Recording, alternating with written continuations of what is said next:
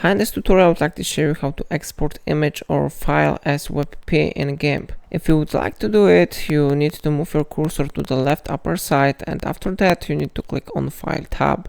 Now you need to go to Export as option or use shortcut Shift Ctrl E, and here we need to select folder where we want to save our file. So for example, desktop is selected here, so now I need to type a name for the file. So I type here simple file WebP, and now we need to click on select file type by extension option. Here we need to scroll down and we need to find on list WebP extension.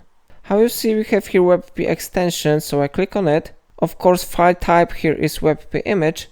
So when you will select this one option, you need to click export button, and after that you may see this one window. I recommend you to set everything on default, and after that you need to click export button, and in a moment your image will be successfully exported as WebP. So it's all for today. If I helped you, remember to like this tutorial and subscribe my channel, and if it solved your problem, remember to let me know about it in comment.